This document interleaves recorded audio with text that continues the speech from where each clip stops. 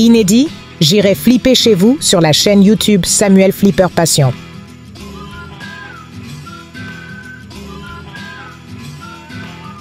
Alors vous le savez, je parcours la France du nord au sud, de l'ouest à l'est pour aller flipper sur les salons dédiés aux flippers. Je me suis même rendu en 2024 en Belgique et à Eindhoven. Là on arrive sur une période plus calme, la période hivernale et estivale ne sont pas très propices à l'organisation de salons. Alors je me suis dit que je pourrais aller vous voir vos game rooms de collectionneurs. Pour le premier épisode de J'irai flipper chez vous, je me suis rendu chez Johan Castellana, Atomic Flipper. Et pour le deuxième épisode, ce sont Vincent et Vanessa qui m'ont ouvert leurs portes au sein du château de la Hussardière à Vette pour découvrir le château qu'ils restaurent et transforment en chambre d'hôtes et la magnifique salle de jeu aux 52 flippers qu'ils ont installée au sein de la cave voûtée de leur château. Pour ce troisième épisode, je me suis rendu à Tourotte, près de Compiègne, chez Sébastien Carpentier, collectionneur de bandes d'arcade et de flippers.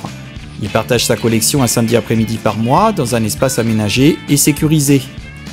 J'irai flipper chez vous, épisode 3 chez Sébastien Carpentier, au sein de sa salle de jeu associative, le Flipper House à Tourotte. C'est tout de suite maintenant dans cette vidéo sur la chaîne Samuel Flipper Passion. Sébastien collectionne les bornes et les flippers depuis plus de 10 ans. Sébastien a aménagé un local pour stocker sa collection, et cela ressemble à s'y méprendre à une salle de jeu figée dans les années 90. Sébastien aime jouer mais aussi partager sa passion, et passer du bon temps avec les copains amateurs de flippers, c'est indéniable. Je l'ai rencontré à plusieurs reprises, la première fois en 2022 en plein Covid, lors des périodes de déconfinement. J'ai eu l'occasion de vous montrer sa salle de jeu à 2 reprises, et comme on dit, jamais 203. Vous la découvrirez à nouveau dans cette vidéo, et cette fois Sébastien s'est prêté au difficile jeu des questions et réponses avec une petite interview. Je vous rappelle que vous pouvez vous aussi vous amuser dans sa salle de jeu un samedi après-midi par mois. L'entrée est à 15 € pour les adultes et il y a un tarif réduit pour les enfants.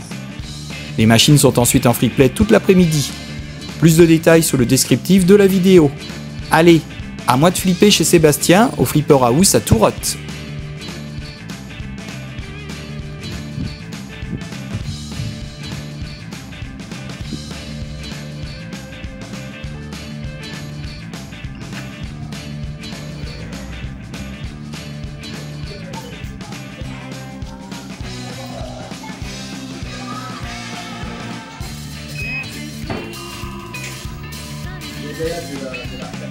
Ouais.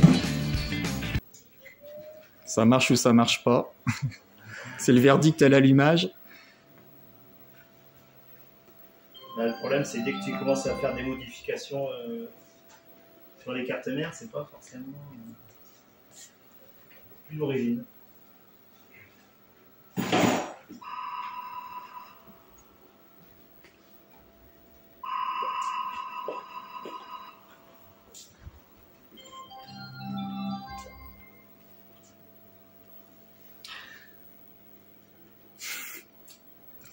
Alors Sébastien, bonjour, merci Bonjour. de nous recevoir. Est-ce que tu peux te présenter un petit peu pour les gens qui ne te connaîtraient pas? Moi je te connais parce que je t'ai déjà rencontré plusieurs fois, mais je suis sûr qu'il doit y avoir quelques personnes qui ne te connaissent pas. Donc, je Encore m'appelle Sébastien, donc ça fait à peu près une dizaine d'années que je suis dans le monde du flipper. J'ai créé cette salle en 2021, je crois, ou 20. On regardera sur Facebook, on essaiera de retrouver la date. J'ai oublié la date. Donc c'est une ouverture tous les mois. Actuellement, il y a à peu près une quarantaine de flippers, il y a 15 arcades. Donc c'est les samedis après-midi. Samedi après-midi, Un par mois, généralement souvent en fin de mois, oui. Et tu as une page Facebook, on peut regarder les dates Un et site s'inscrire. internet qu'on a créé ensemble avec un ami et plus un Facebook. D'accord. Donc là, vous pouvez voir un petit peu la collection. Donc c'est des flippers assez mythiques, plutôt centrés à l'année 90. Il n'y a pas trop de derniers modèles, parce qu'après c'est aussi un budget, hein, c'est Ouais. pas forcément. Donc plutôt ciblé vraiment. Au début, j'avais commencé une collection de Data Est. Oui. Et tu as commencé en quelle année ta collection? Alors la collection, j'ai dû la commencer en 2014. J'ai fait. Donc ça fait 11 ans. C'est ça, ça fait à peu près une dizaine d'années. J'ai donc principalement au début j'ai commencé beaucoup des Data East, donc j'ai essayé d'avoir toute la collection. Donc après je me suis un petit peu dispersé sur d'autres marques, William aussi parce que c'est quand même une marque qui est assez connue. Et pourquoi Data East? C'est parce que c'était moins cher à l'époque? Alors c'était au début une question de budget, effectivement c'était des flippers qui étaient assez accessibles financièrement. À l'époque c'était des flippers qu'on touchait dans les 1000-1500 euros, voire moins des fois sur des produits qui sont en panne ou à restaurer. Donc j'ai eu pas mal de flippers, j'ai fait tourner beaucoup ma collection, jusqu'à une centaine de flippers. Après, en simultané ou non, en total? Simultané? En faisant tourner, donc en achetant, en revendant, en restaurant aussi, avec beaucoup de restauration. Sinon, après, je me suis centré sur beaucoup de flippers sur des thèmes de films. Au début, j'ai cherché ces flippers-là. Et puis après, des flippers qui plaisent au maximum de personnes. Des flippers peut-être aussi qui ont une histoire aussi, qui ont marqué leur époque. Oui, exactement. Alors, j'ai essayé de chercher les Williams les plus mythiques. Bon, il y a certains flippers que j'ai pas pu acquérir parce que c'était trop cher, comme les Medieval Madness ou Attack for Mars. Ouais. Je me suis concentré sur les modèles assez standards, donc Fishtail, Adams Family, Terminator. Voilà, ça c'est des modèles assez faciles à trouver, qui plaisent à tout le monde, qui sont très connus du grand public. Et puis après des modèles assez basiques comme Star Wars, Simpson, tous les films. On peut voir un petit peu. En tout cas, c'est des thèmes qui parlent aux gens. Qui parlent. Voilà. Et alors donc, ce qui est bien aussi chez toi, c'est que tu as différentes époques. On a aussi des Williams un peu plus anciens. Alors avant les Dot Matrix. Plus anciens, donc là ça va être sur la deuxième partie de la salle. Bon, là, on peut voir qu'on est en train de pleine réparation. C'est les backstage avant l'ouverture. Généralement, le matin, c'est ça, c'est la préparation, le nettoyage de la salle. Et puis, on fait les petites réparations rapides. Voilà. Oui, donc là, tu as des flippers Williams un peu plus anciens, le Earthshaker, le Funhouse. Ça, c'est en deuxième partie. Ça, c'est des produits que des flippers que j'ai achetés plus récemment. Donc celui-là, ça fait peut-être 1 ou 2 ans. Sword of Fury. J'ai voulu acheter les modèles System 11 assez mythiques. Alors bien sûr, ils sont pas tous présents. Il manque le Diners. Oui, c'est vrai. Intéressant. Et qu'est-ce qui manque? Bon, sinon il y a les plus connus, Funhouse, The Machine, Earthshaker, Black Knight. Elvira, il y a le Elvira qui est là-bas. Ouais. Et le Diners, j'aurais bien voulu l'acheter, mais j'ai pas eu l'occasion de le trouver à un prix assez en bon état et correct.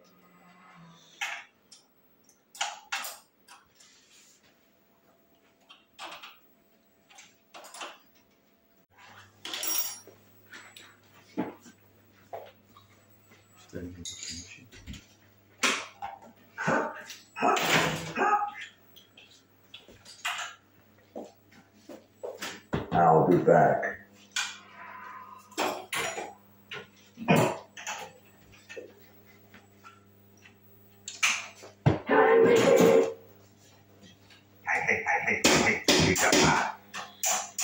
Alors donc tu me disais que tu avais commencé à les collectionner en 2014, c'est ça? J'ai commencé comme tout le monde avec un flipper. Mon premier flipper c'était un Black Rose, donc de chez Bally.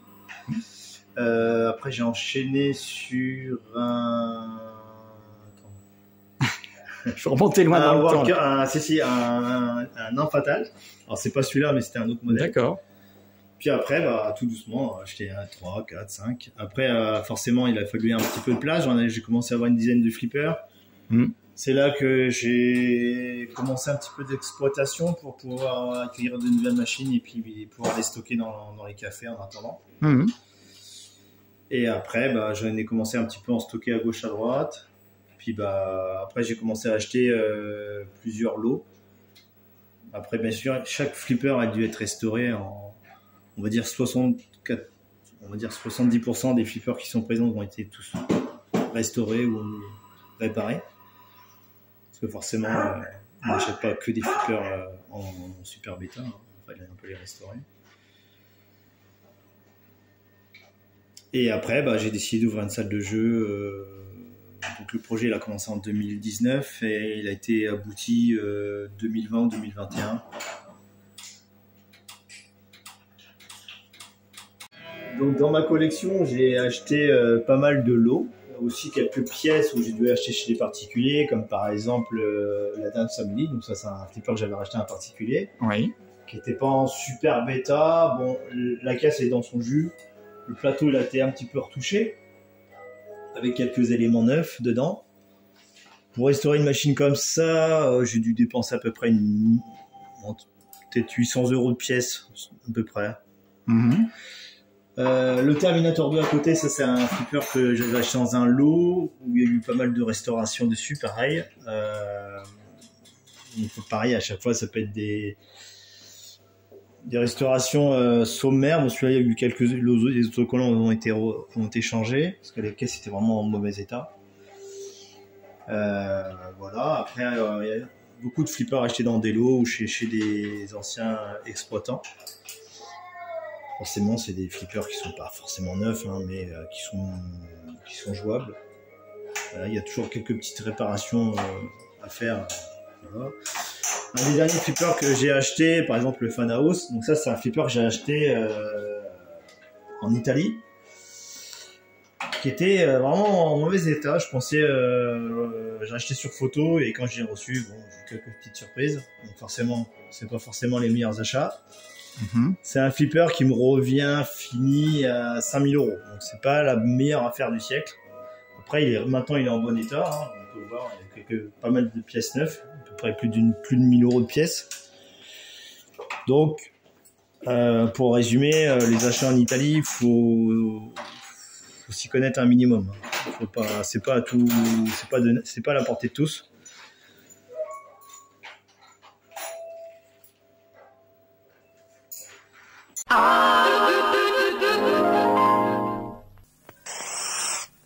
Bien sûr, Please fait merveille pour ôter la poussière, mais ce n'est pas tout. Avec Please, la poussière n'est pas simplement déplacée, elle reste sur le chiffon. Résultat, les meubles restent brillants plus longtemps. Mais c'est tant mieux parce que je ferai pas ça tous les jours. Please prend la poussière au piège.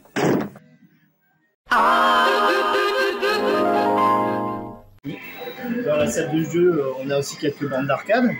Donc là, par exemple, on a une collection de Neo Geo. Oui. Donc c'est un modèle assez mythique. Donc dedans, c'est des cartouches. On appelle ça des slots. Donc il y a des slots des fois avec multi-jeux.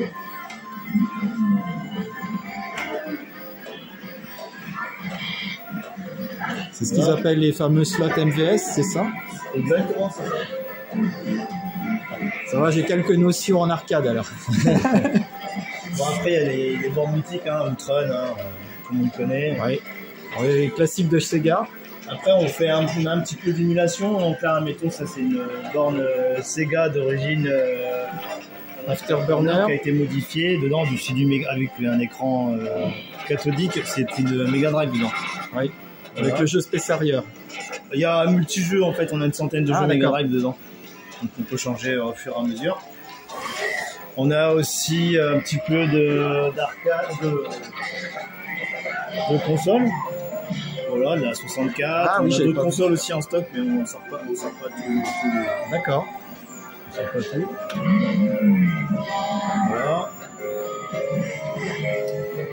Donc, dans l'autre partie, on a un peu de bornes d'arcade Jetel. Qui ont été un petit peu transformées.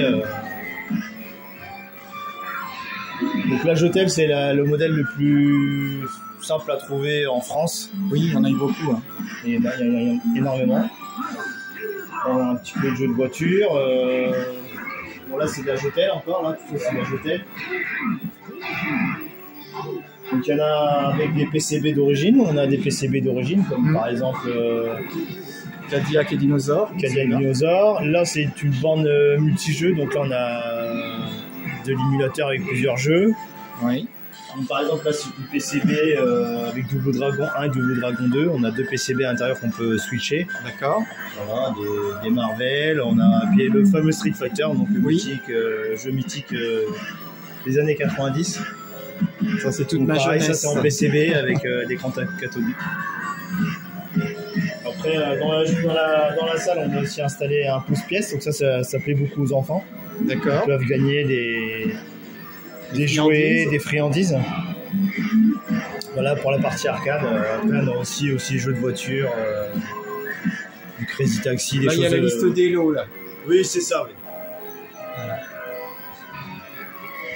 Donc on aimerait acheter d'autres bornes, mais ça commence à être difficile à se procurer des jeux intéressants. Oui, et puis là, le problème, ça va être la place aussi. Là. Alors à la place, on peut vendre des machines pour en acheter d'autres, D'accord. mais c'est surtout pour trouver les machines. Oui, c'est le prix des bornes d'arcade, ça a aussi augmenté comme les flippers. Alors ça a moins augmenté, une borne d'arcade. Alors les bornes Jetel, c'est des bornes que vous pouvez trouver en 300-500 €, donc ça c'est vraiment accessible au grand public. Les bornes un peu plus spécifiques, se tournent dans les 1000-1500 € pour les modèles classiques. Et donc 300-500 €, c'est une borne fonctionnelle. Tu as du travail à faire dessus. Des fois il y a un peu de travail à faire. D'accord. Ça dépend où on l'achète. Oui.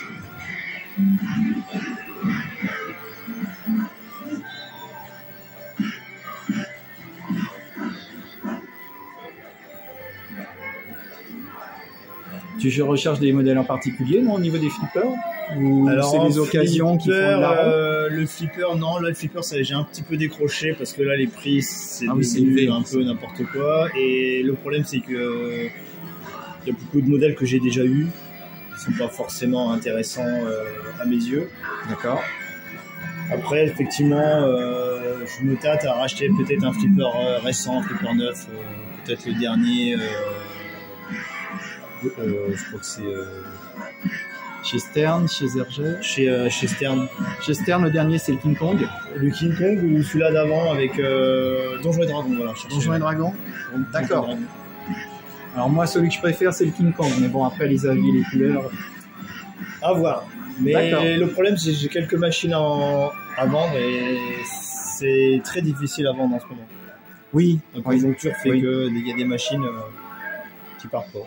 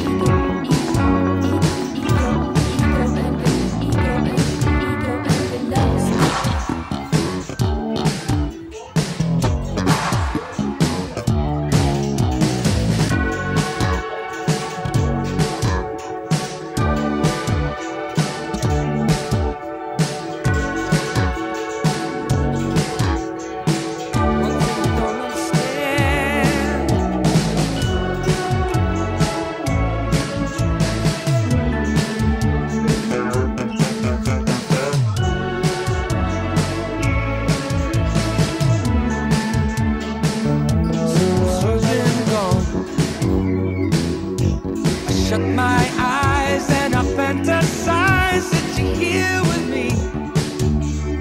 Will you ever return?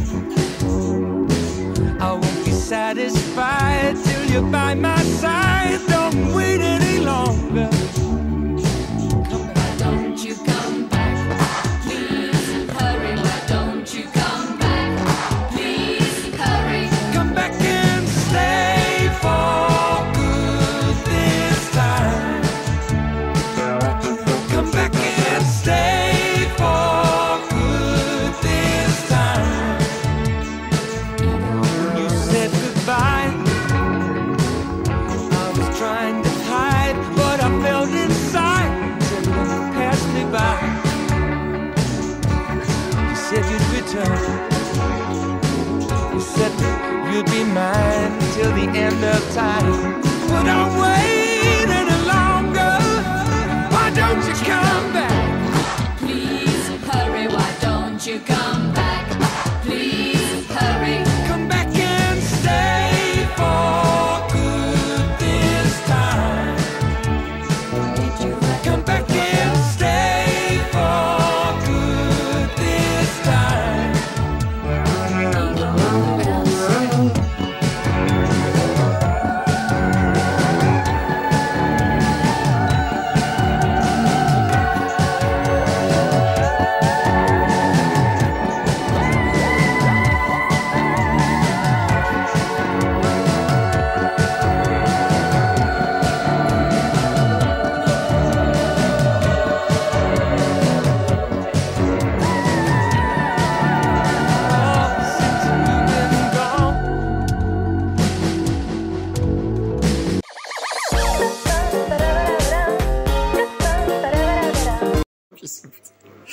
Merci, assistant.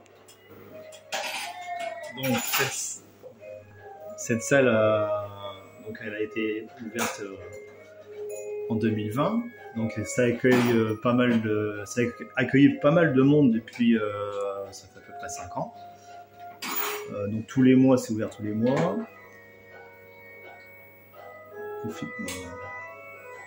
Attends, on va la refaire. Oui.